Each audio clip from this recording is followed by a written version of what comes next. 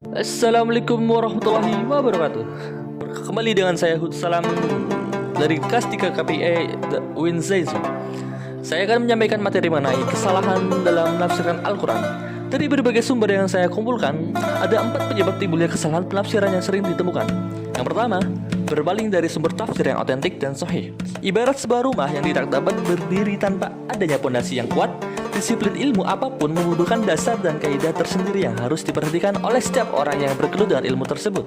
Terjadinya kesalahan penafsiran sering disebabkan oleh tindakan mufasir yang mengabaikan sumber-sumber primer yang sahih dan beralih pada sumber-sumber lemah. Mahmud menyebutkan ada 9 unsur yang termasuk dalam kategori ini. Di antaranya, yang pertama, menggunakan ijtihad dalam menafsirkan ayat, padahal ada nats lain yang menjelaskan maksud ayat tersebut. Yang kedua, berpegang pada hadis maudhu dan do'if. Yang ketiga, mengambil riwayat Israiliyat. Yang keempat, berpegang pada prasangka dan hikayat. Yang kelima, berpedoman pada makna bahasa semata dan tidak membandingkan dengan bahasa sahih. Yang keenam, berpegang pada kewajiban yang bersifat majasiyah dan tunduk pada imajinasi. Yang ketujuh, terlalu mendalam ketika membicarakan filsafat dan ilmu kalam. Yang kedelapan, hanya mengandalkan rai dan lebih mengutamakannya daripada riwayat sahih. Yang kesembilan, mengambil perkataan ahli bid'ah dan mengikuti hawa nafsu. Untuk penyebab yang kedua dalam kesalahan menafsirkan Al-Quran, yaitu tidak teliti dalam memahami teks ayat dan dilalahnya.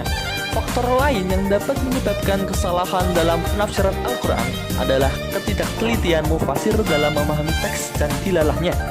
Hal ini bisa terlihat ketika seseorang yang ingin menafsirkan Al-Quran berhadapan dengan ayat-ayat mansuh. Persoalan nasakh wa mansuh termasuk cabang ilmu Al-Quran yang banyak menuai perbedaan di kalangan ulama. Perbedaan ulama tidak hanya seputar ada atau tidaknya nasakh dalam Al-Quran, namun juga ketika menetapkan ayat yang telah dinasakh.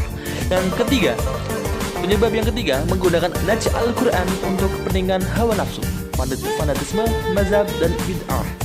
Kesalahan penafsiran terkadang disebabkan oleh tindakan sebagian mufasir dan pengikut ilmu Al-Quran yang menjadikan nas Al-Quran sebagai legitimasi untuk menguatkan pendapat, mazhab, dan aliran mereka.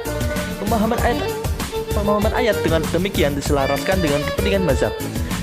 Penyebab yang keempat, sekaligus yang terakhir, ialah mengabaikan sebagian syarat mufasir. Syarat tafsir sebagai sebuah ilmu pengetahuan tentu memiliki persyaratan yang harus dipenuhi. Penafsiran Al-Quran tidak akan sempurna tanpa adanya pemenuhan persyaratan tersebut. Sekian dari saya, kurang lebihnya mohon maaf. Wassalamualaikum warahmatullahi wabarakatuh.